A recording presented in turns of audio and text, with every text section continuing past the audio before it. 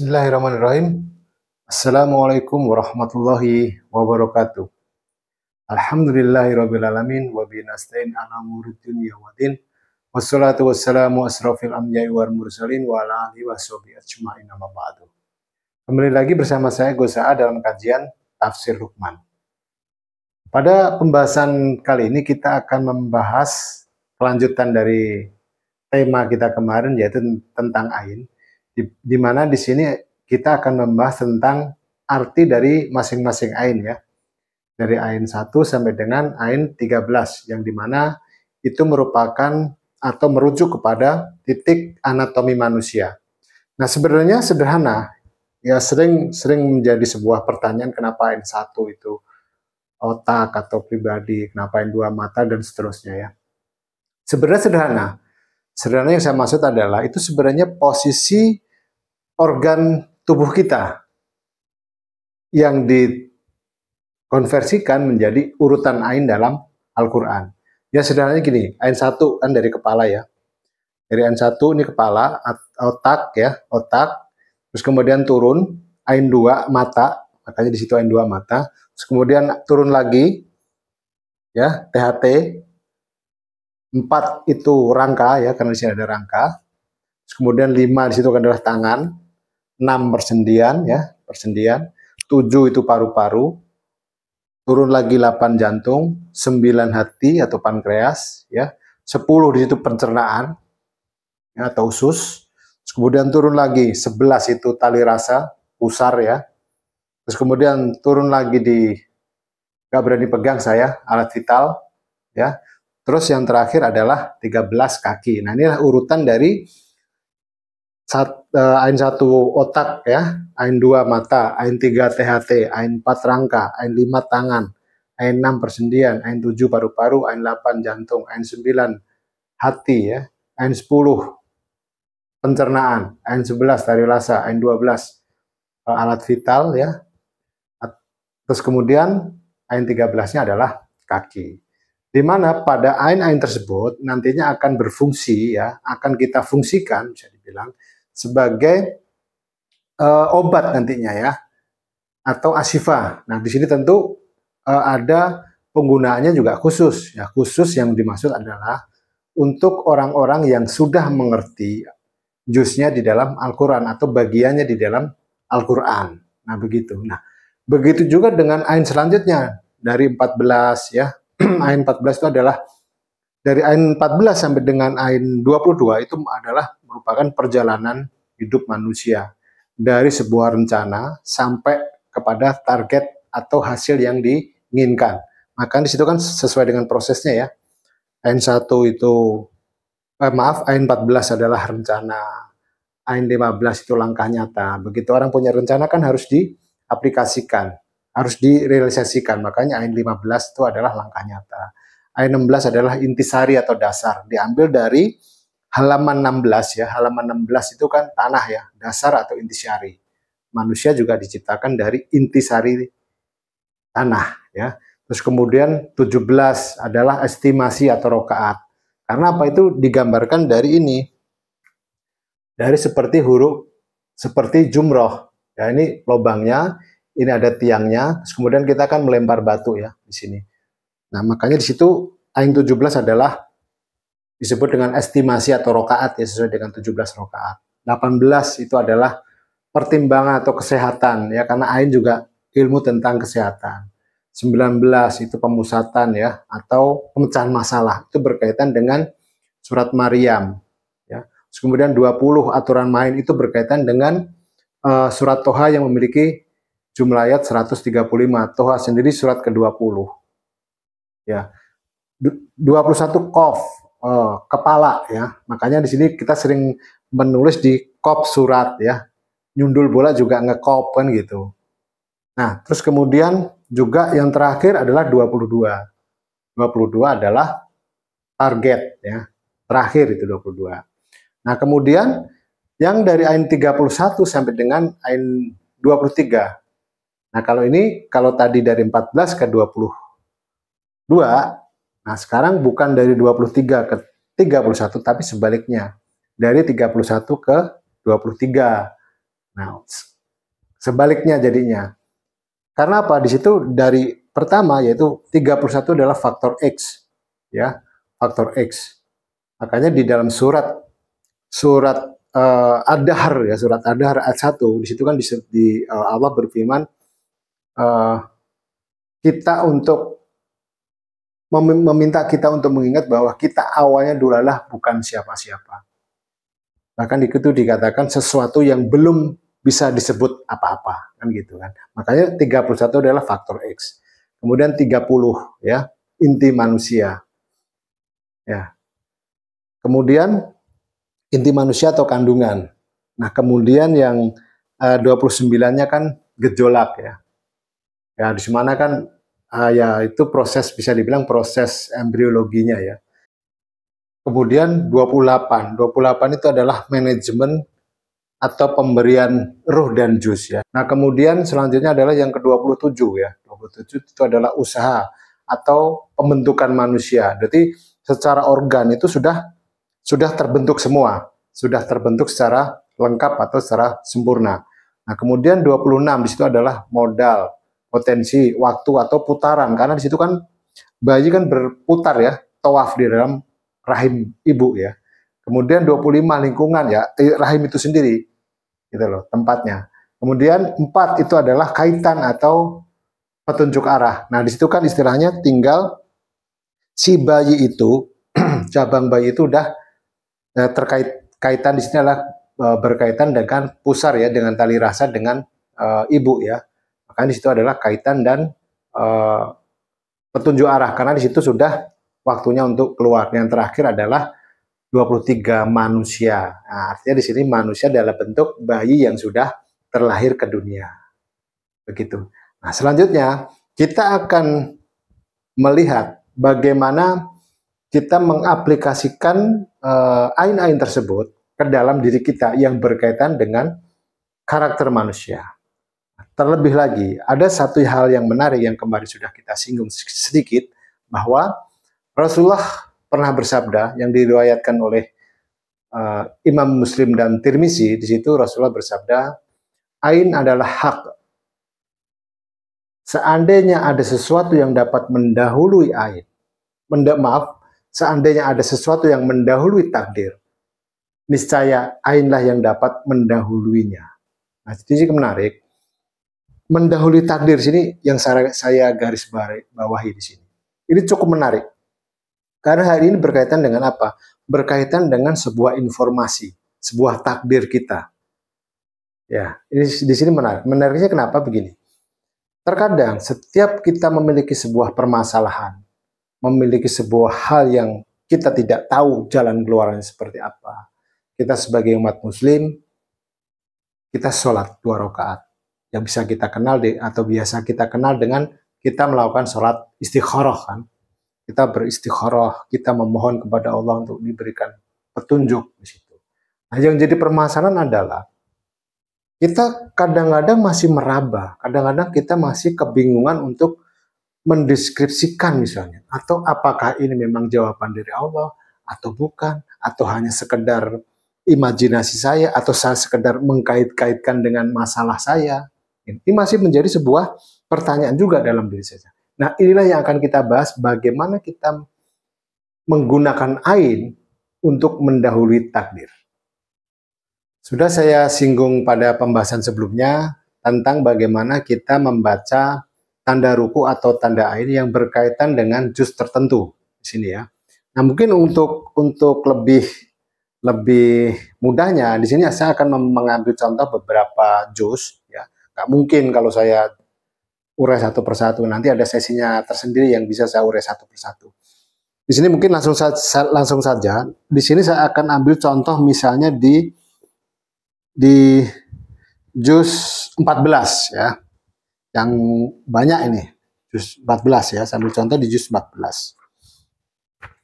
Di juz 14 yang kita ambil beberapa ain ya, nggak semuanya. Saya ambil contoh misalnya bagaimana cara dia berpikir, terus atau sebaliknya bagaimana dia menanggapi sesuatu di luar pemikirannya dia, terus kemudian bagaimana wawasan dia, atau bagaimana cara dia memandang sesuatu, atau bagaimana dia merespon sesuatu yang datang dari luar ya terhadap dirinya, apa implikasinya dan bagaimana reaksinya. Di sini kita bisa lihat dari tanda ain tersebut ya. Kemudian kita akan lihat di sini pada juz 14 terdapat ain juznya adalah ain 1. Dan nanti juga bisa panjenengan lihat atau lihat di Al-Quran. Ini bisa dibilang cara saya untuk menjelaskan karakter seseorang berdasarkan tanda ruku atau berdasarkan tanda ain. Ain juznya adalah ain 1. Kandungannya ya atau jumlah ayat dalam satu ain adalah 15 dan ain suratnya adalah ain 1. Nah, biasanya ada sebuah kecenderungan kalau juz yang antara ain juz dengan ain surat ini angkanya sama, karena ini kan sama ya, ain juznya 1, ain suratnya 1. Ada sebuah kecenderungan, ada sebuah pemaksaan pemikiran bahwa pemikiran dia harus bisa diterima oleh orang lain ya, atau harus bisa diterima oleh lingkungan dia.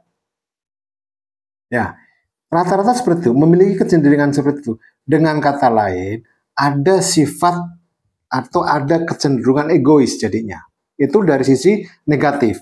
Nah, dari sisi positifnya adalah dia bisa mempengaruhi lingkungan sekitarnya. Nah, ini tergantung bagaimana dia katakanlah memiliki pengetahuan tentang apa yang dia bicarakan. Ya, kalau tidak, sebaliknya dia akan mudah hanyut kepada lingkungannya. Nah, ini yang harus hati-hati. Dia mudah hanyut kepada lingkungannya karena dia mudah dipengaruhi pikirannya oleh lingkungannya. Nah, kandungannya adalah 15 atau bisa dibilang jumlah ayatnya dalam satu ain ini adalah 15. 15 ain ke-15 artinya adalah langkah nyata. Nah, ada sebuah kecenderungan, ya saya bilang sebuah kecenderungan bahwa ketika seorang juz 14 memiliki sebuah ide atau memiliki sesuatu yang ada di dalam pikirannya, dia pengen segera melaksanakannya. Dia nggak peduli itu bahaya, dia nggak peduli itu tengah malam. Ya, selama apa yang ada di pikirannya itu belum direalisasikan atau bisa dibilang belum dilangkah nyatakan, itu terus akan menghantui pikirannya.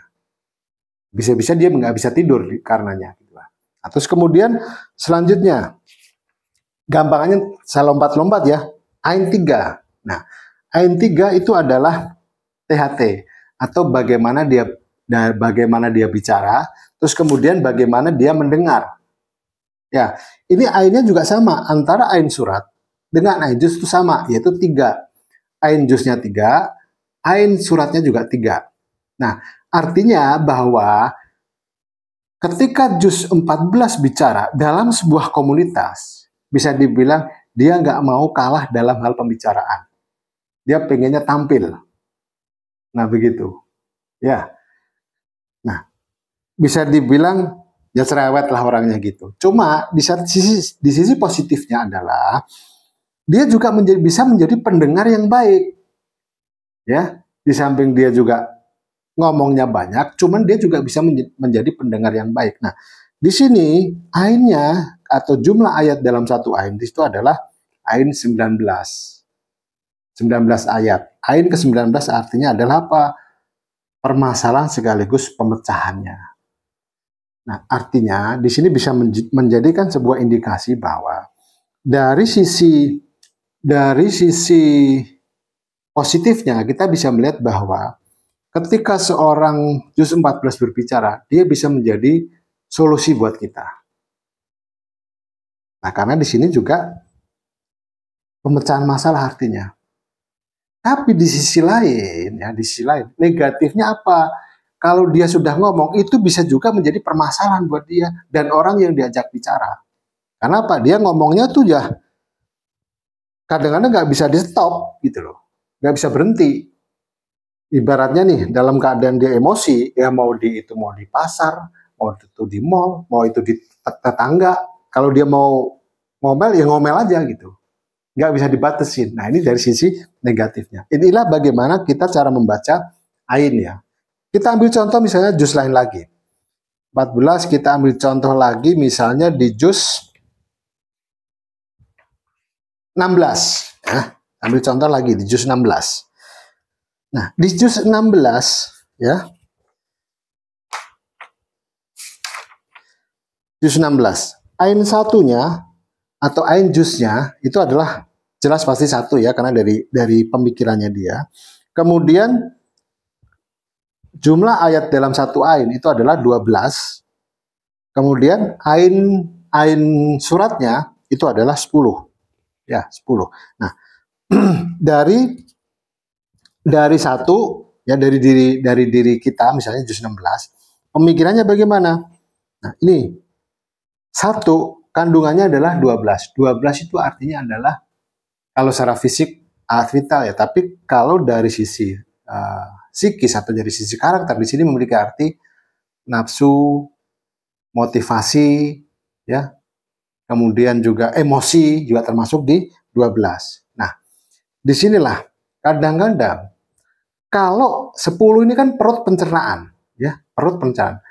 Perut pencernaan itu kan ada sebuah proses di mana ya katakanlah kalau kita makan lah, kalau kita makan kemudian kita proses di dalam pencernaan kita, berarti kan ada sebuah upaya atau ada sebuah usaha. Nah, di sini artinya bahwa apabila dalam sebuah proses ya, dalam sebuah proses atau bisa dibilang dalam dia melihat seseorang mengerjakan sesuatu yang tidak sesuai dengan pikirannya, yang nggak sesuai dengan ide-idenya, yang timbul pertama adalah apa? Emosinya. Gitu. Dia bisa menjadi orang yang emosian ketika dia melihat sesuatu yang tidak sesuai dengan pikirannya. Itu juz 16. Ain 3. Ain 3-nya ya. Tadi saya bilang saya nggak bahas keseluruhannya, yang penting-penting saja. Ain 3. Nah, di sini ain 3-nya adalah atau ain juznya 3, kandungannya 9 atau bisa dibilang jumlah ayat dalam satu ain 9. Terus kemudian ain suratnya adalah 12. Nah, ini cukup menarik dari dirinya dulu ya, dari ain 3-nya dulu. Apa yang diomongkan oleh juz 16 itu benar-benar dari hatinya. Ya, benar-benar dari apa yang dia rasakan. Jadi ada sebuah kejujuran dalam bicaranya. Cuma, nah ada cumanya. Kalau orang yang nggak paham dengan kondisi atau nggak paham dengan orang juz 16, itu bisa menjadi sakit hati. Atau bisa jauh lagi bisa membuat orang itu emosi. Gitu. Mudah terpancing emosinya dari celetukan orang juz 16. Ya. Nah, mungkin orang juz 16 ini ketawa-ketawa nih kan gitu kan. Nah, tapi sebaliknya ada emosi dari luar ya. Kan emosi dari luar kan maksudnya ada orang sekitarnya emosi gitu kan. Ada emosi. Nah, itu dia gampang sekali ngerasa gitu loh. Gampang sekali. Jadi gini, gampang baperan lah gampangnya gitu. Ada situasi atau ada sebuah kondisi yang nggak sesuai dengan hatinya, ya, itu langsung terucap secara spontan, gitu. Jadi dari mimik mukanya pun juga kelihatan. Nah, ini dari sisi ain kan gitu kan. Nah, ini baru dari ain 1, ain 3. Ini belum dari ain-ain yang lain.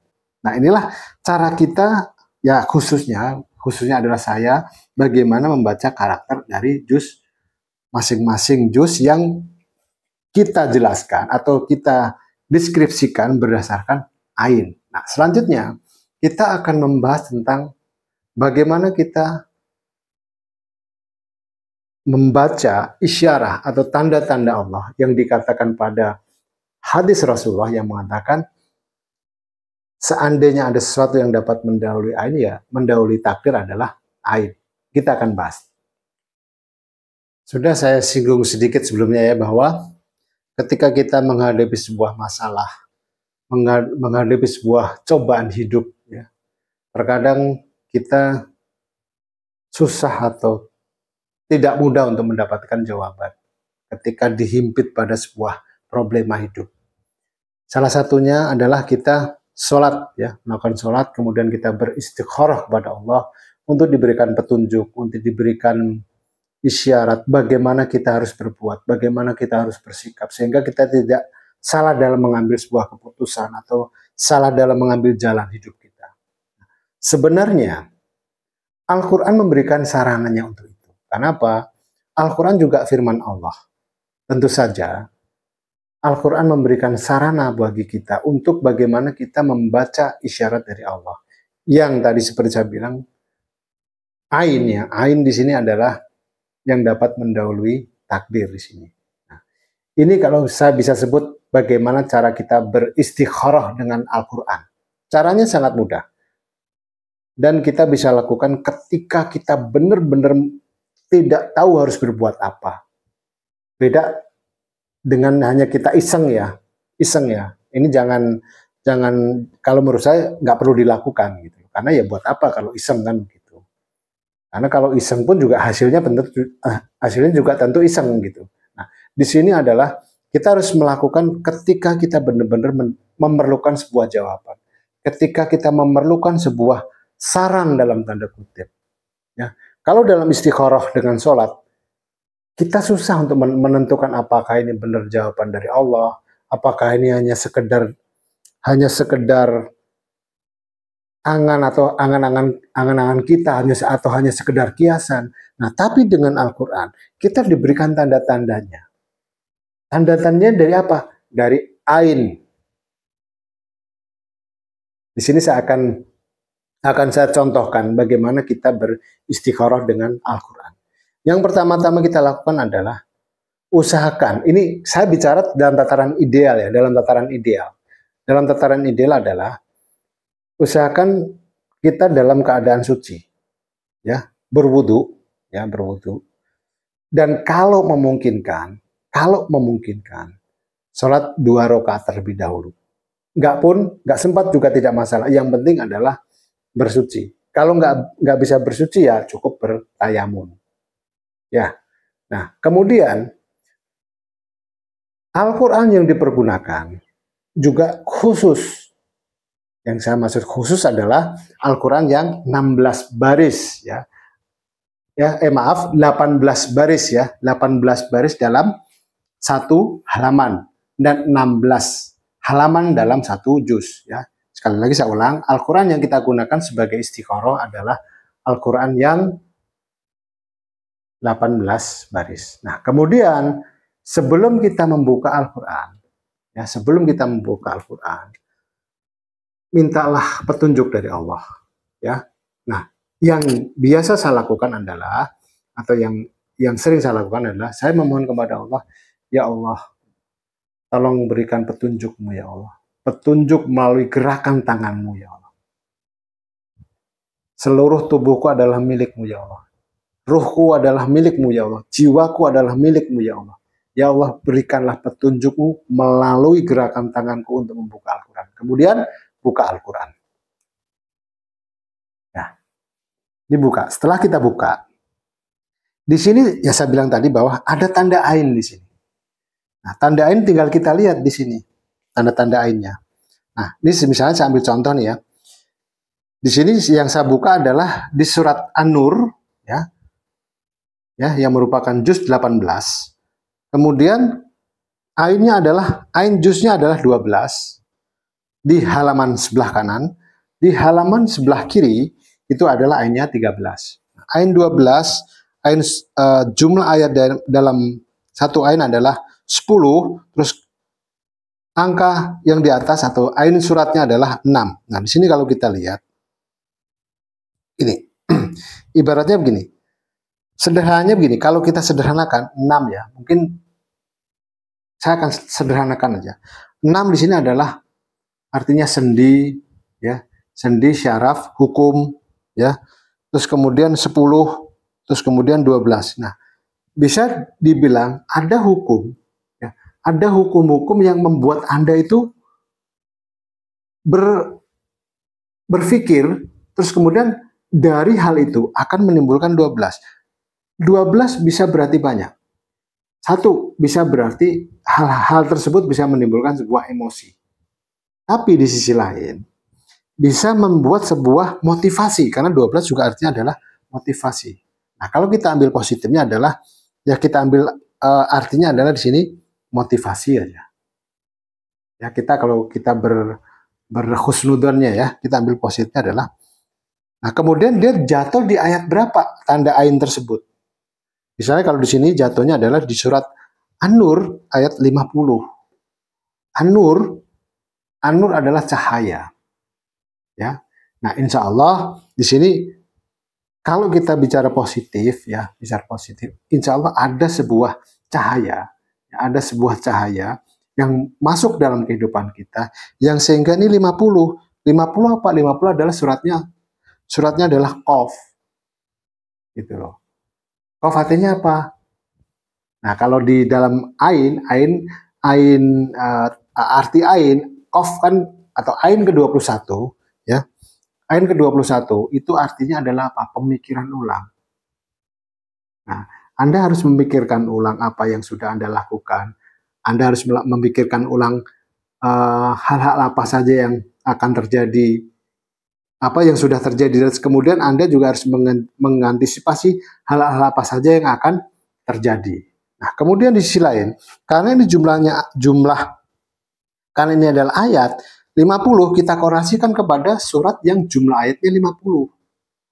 Surat yang jumlah ayatnya 50, di sini apa? Suratnya adalah Al-Mursalat. Ya, suratnya adalah Al-Mursalat. Al-Mursalat itu artinya malaikat yang diutus. Ya. Nah, kita tidak usah ambil nanti malaikat datang ke kita ya nggak seperti itulah. Tapi di sini kita ambil bahwa malaikat kan utusan Allah. Ya. Positifnya kita ambil positifnya bahwa ada orang yang datang kepada diri Anda yang akan memberikan an-nur, yang akan memberikan pencerahan kepada diri Anda, yang akan memberikan jalan keluar dalam hidup Anda. Nah, memang saya akui memang tidak mudah ya, tidak mudah kita membaca istikharah seperti ini. Kita harus memiliki sebuah rasa di sini. Jadi nggak hanya sekedar kita membaca tanda-tanda, tapi kita juga harus memiliki rasa. Ya, kita harus benar-benar masuk ke dalam variabel yang ada. Nah, belum lagi di sini misalnya 12 di halaman juz, seperti saya bilang tadi bahwa satu juz terdiri dari 16 halaman. Nah, halaman yang saya buka ini adalah halaman 12 dan halaman 13 dari juz 18. Halaman 12 itu adalah tangan kanan. Nah, kalau tangan kanan di sini adalah hablum minan nas. Kalau tangan kiri adalah hablum minallah ya. Nah, tangan kanan adalah hablum minan nas. Harus bersosialisasi terhadap lingkungan kita, orang-orang terdekat kita. Gitu. Jangan banyak menyendiri misalnya gitu. Jangan asik dengan dirinya sendiri atau jangan asik memikirkan masalah yang sedang terjadi. Nah, ain 13 di sini adalah kepala. Ya, kepala kan tentu saja otak yang sebelumnya kita sudah bahas. Nah, kemudian di sini ain 13 ya. Ain 13 di sini adalah kaki ya atau pendirian kita. Nah, kuatkanlah pendirian kita. Tidak. Nah, karena apa? Karena di sini ain suratnya adalah 7, input output, masukan dari luar. Ya. Masukan dari luar atau saran dari luar, itu kita harus benar-benar kokoh terhadap pendirian kita. Gitu. Karena apa? Belum tentu masukan dari orang lain itu sesuai dengan kita, atau cocok dengan keadaan kita, atau cocok dengan masalah kita. Gitu. Nah, belum lagi nanti kita akan lihat dalam satu halaman ini berapa jumlah ayatnya. Di halaman kanan ini berapa jumlahnya? Di halaman kiri ini berapa jumlah ayatnya? Ini juga bercerita lagi, lebih detail lagi. Nah, inilah yang saya maksud sesuai dengan apa yang di hadis Rasulullah tersebut adalah seandainya ada sesuatu yang dapat mendahului takdir, niscaya ainlah yang dapat mendahuluinya. Karena arti ain adalah hak. Hak kan juga memiliki arti sebuah kebenaran, sesuatu yang benar, hak, gitu kan. Nah, inilah bagaimana cara kita, khususnya saya pribadi, bagaimana beristikharah dengan Al-Quran. Dan sejauh yang saya praktekkan dan yang sejauh yang saya pernah aplikasikan, ya alhamdulillahirrahmanirrahim, ketepatannya 100%. Nggak ada 99,9%. Gitu. Nah, tergantung ya, sekali lagi, tergantung ini bukan untuk sekedar main-main atau sekedar penasaran atau sekedar pengen tahu. Gitu. Jadi memang benar-benar dalam keadaan atau dalam kondisi kita benar-benar memerlukan jawaban yang pasti, memerlukan jawaban yang kita sendiri sebenarnya udah nggak ngerti harus mencari jawaban di mana. Al-Quran memberikan solusinya. Nah, nanti belum lagi juga dilihat misalnya ayatnya kita bisa kita lihat misalnya. Nah, inilah pembahasan kita kali ini yang kita bahas ya, berkaitan dengan ain ya, berkaitan dengan arti ain di dalam Al-Quran, dan insya Allah ini semoga bisa memberikan manfaat buat saya pribadi dan buat panjenengan semua saudara-saudaraku ya. Wallahu alam bisawab ya. Jadi saya hanya memberikan sebuah informasi ya, memberikan sebuah informasi yang mungkin selama ini kita melihat tanda ain hanya sebagai tanda berhenti membaca, tapi ternyata bisa kita lihat jauh dari situ. Demikian yang bisa saya sampaikan. Apabila ada salah kata, salah ucap, ya ngomong saya belepotan, ya tolong dimaafkan. Ya, sekali lagi, semoga bisa memberikan manfaat bagi kita semua. Terima kasih. Jangan lupa untuk di like, di subscribe, di komen. Ini juga kadang-kadang saya heran yang viewsnya banyak, tapi kok like-nya sedikit. Apa lupa bagaimana ya? Ya saya sekedar mengingatkan aja sih ya. Kalau lupa juga nggak apa-apa, namanya juga orang lupa. Baik, terima kasih. Wallahul muwaffiq ila aqwamit thoriq. Wassalamualaikum warahmatullahi wabarakatuh.